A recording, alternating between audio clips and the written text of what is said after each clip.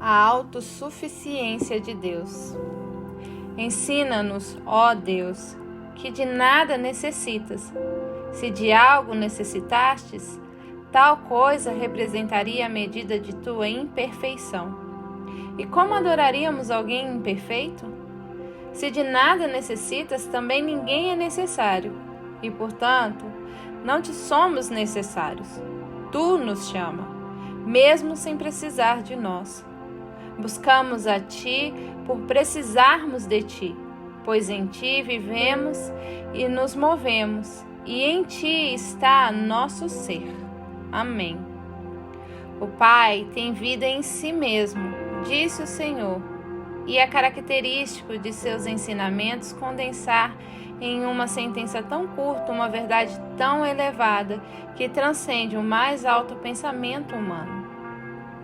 Deus, disse o Senhor, é autossuficiente.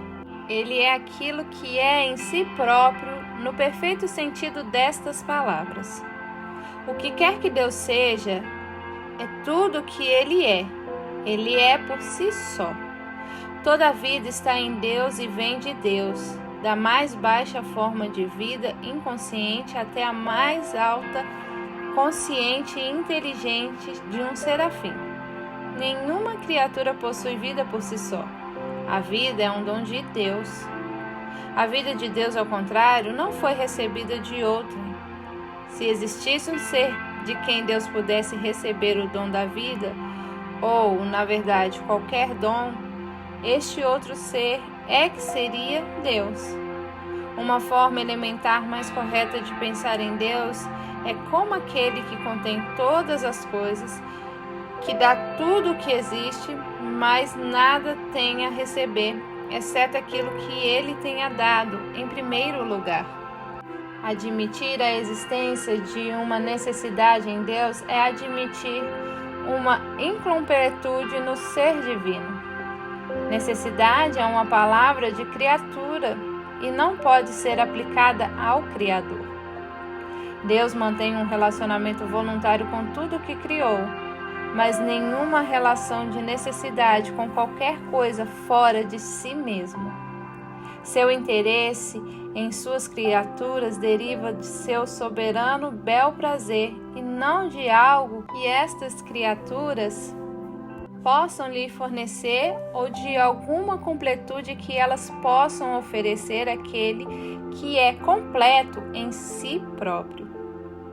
Novamente, se faz necessário inverter o raciocínio para tentar compreender algo singular, que somente é verdadeiro nessa situação e em nenhuma outra. Nossos hábitos comuns de pensamentos aceitam a existência de necessidades por parte das coisas criadas. Nada é completo por si só, sempre necessitando de algo externo para existir. Tudo que respira requer ar. Todo organismo precisa de alimento e água.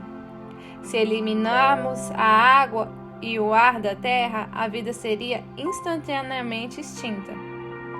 Podemos elaborar o axioma que, para manter-se viva, toda criatura necessita de alguma outra coisa que tenha sido criada.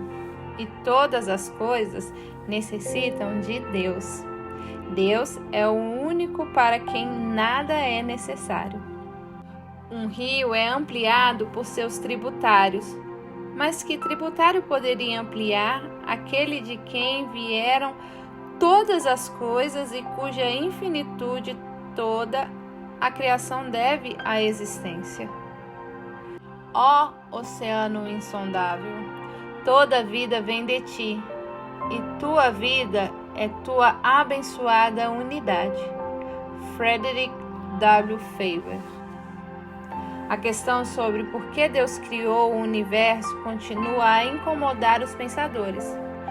Mas, se não temos como respondê-la, podemos ao menos saber que Ele não trouxe seus mundos à existência para atender a alguma necessidade pessoal, como um homem construiria um abrigo para proteger-se do inverno ou plantaria uma lavoura de milho para fornecer alimentos indispensáveis. A palavra necessário é inteiramente estranha a Deus. Sendo o Ser Supremo, é impossível que ele seja mais elevado. Nada está acima dele, nada além dele. Qualquer movimento em direção ao Altíssimo constitui uma elevação para a criatura, para longe dele, declínio. Ele mantém sua posição por si só, sem necessidade de autorização. Assim como ninguém pode promovê-lo, também não pode rebaixá-lo. Está escrito que ele sustenta todas as coisas pelo poder de sua palavra. De que forma Deus poderia ser levado ou suportado pelas coisas que ele sustenta? Se todos os seres humanos ficassem subitamente cegos, o sol continuaria a brilhar durante o dia e as estrelas à noite, pois estes nada devem aos milhões que se beneficiam de sua luz. Igualmente, se todos os homens se tornassem ateus, isso em nada afetaria a Deus. Ele é aquilo que é por si próprio, independentemente de qualquer coisa. A fé em Deus nada acrescenta à sua perfeição. Duvidar dele, nada lhe tira. O Deus Todo-Poderoso, exatamente por ser Todo-Poderoso, não carece de apoio. A imagem de um Deus nervoso e conciliador tentando agradar aos homens para ganhar seu favor não é agradável. No entanto, ao avaliarmos a concepção popular de Deus, é exatamente isso o que encontramos. O cristianismo do século XX condenou Deus à caridade. Nossa autoimagem é tão elevada que achamos fácil, para não dizer agradável, crer que Deus precisa de nós. Mas a verdade é que nossa existência nada acrescenta a Deus e Ele não seria menor se não existíssemos. Nossa própria existência é inteiramente resultado do livre-arbítrio de Deus, sem qualquer relação com merecimento de nossa parte ou com necessidade da parte dele. É provável que a ideia mais difícil de ser aceita por nosso egoísmo natural seja a de que Deus não precisa de nossa ajuda. Comumente, nós o imaginamos como um pai ocupado, empolgado e um pouco frustrado que corre de lá para cá procurando ajuda para executar seu plano benevolente de trazer paz e salvação ao mundo. Contudo, como disse Lady Julian, vi que Deus tudo faz. Não importa o quão minúsculo seja. O Deus que opera todas as coisas certamente não precisa de ajuda nem de ajudantes. Um excesso de apelos missionários se baseia nessa suposta frustração de Deus Todo-Poderoso. Um orador persuasivo é perfeitamente capaz de inspirar pena em seus ouvintes, não apenas pelos pagões, mas pelo Deus que vem tentando duramente salvá-los e falhando seguidamente por falta de apoio. Temo que milhares de jovens entrem para a obra por motivos não mais altos do que uma simples intenção de ajudar a Deus. Deus, a sair da situação embaraçosa no qual seu amor o colocou e da qual suas habilidades, um tanto limitadas, são incapazes de tirá-lo. Some-se a isso um certo grau de idealismo saudável e um pouco de compaixão pelos menos privilegiados, e o resultado é o verdadeiro impulso por trás de grande parte da atividade cristã atual. Repito, Deus não precisa de defensores. Ele é o eterno indefensável. Para falar conosco em uma linguagem que sejamos capazes de compreender, Deus faz uso frequente de terminologia militar nas Escrituras.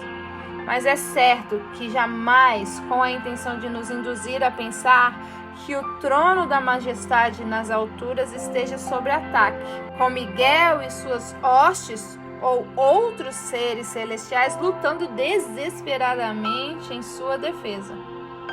Pensar assim é subverter tudo o que a Bíblia procura nos ensinar a respeito de Deus. Nem o judaísmo nem o cristianismo poderiam aprovar tais noções pueris.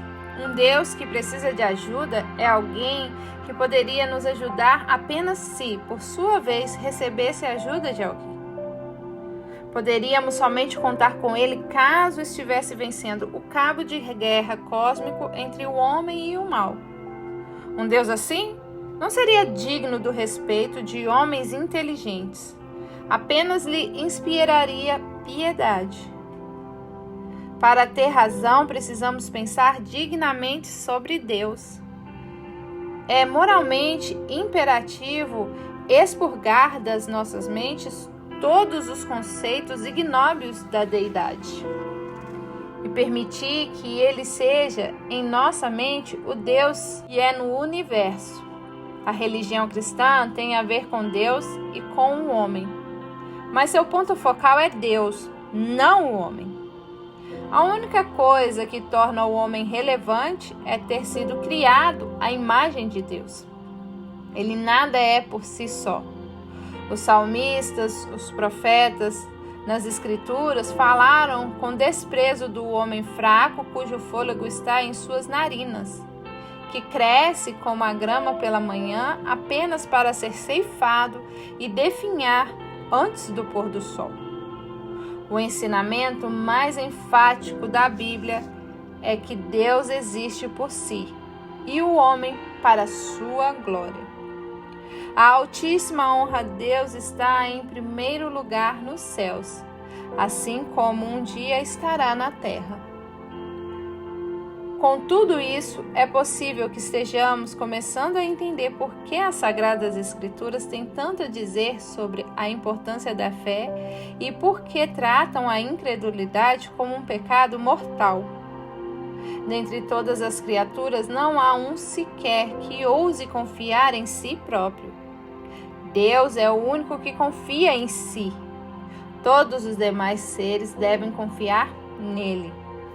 A descrença, na verdade, é uma perversão da fé, pois coloca sua confiança em morais ao invés de colocá-la no Deus vivo.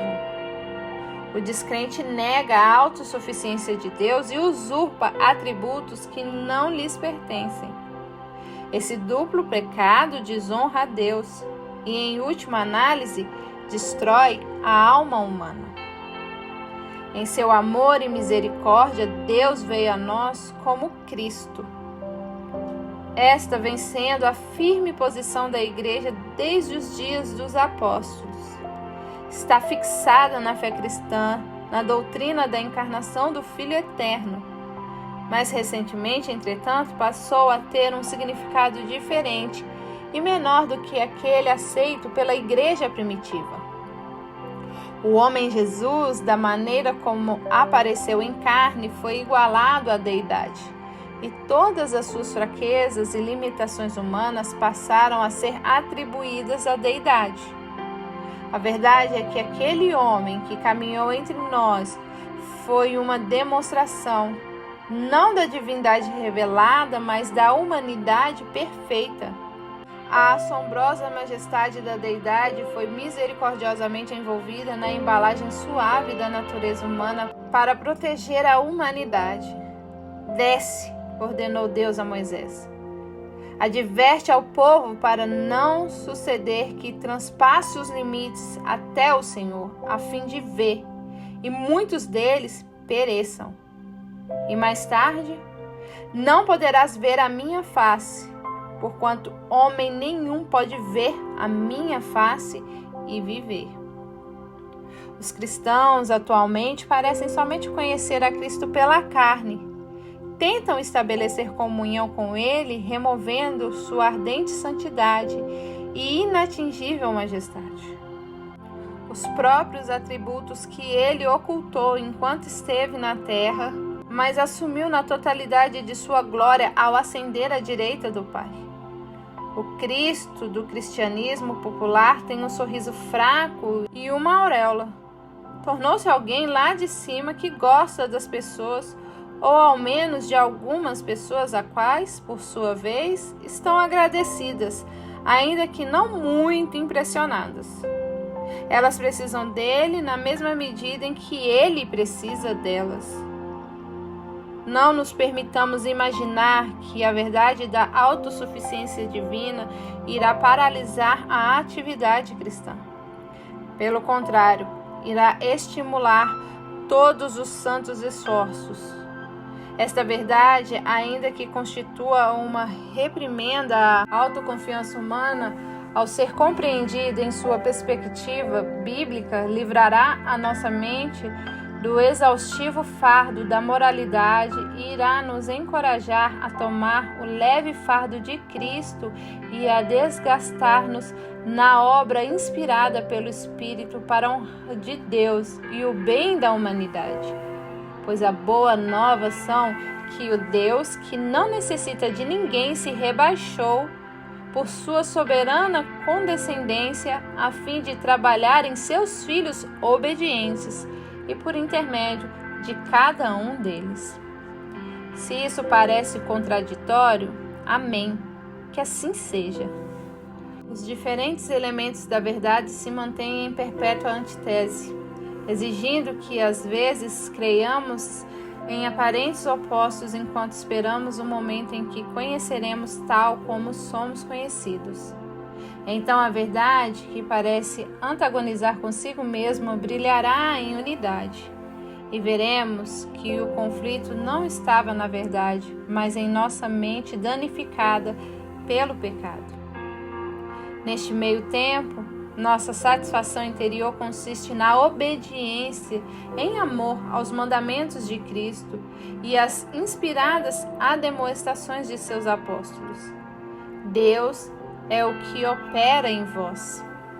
Ele não precisa de ninguém, mas, quando existe fé, opera por intermédio de qualquer pessoa.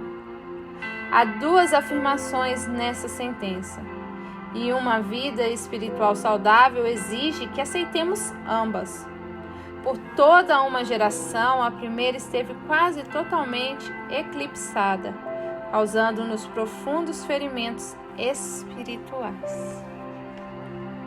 Fonte da bondade, todas as bênçãos fluem de ti. Tua completude não conhece necessidade. O que mais pode desejar além de ti mesmo?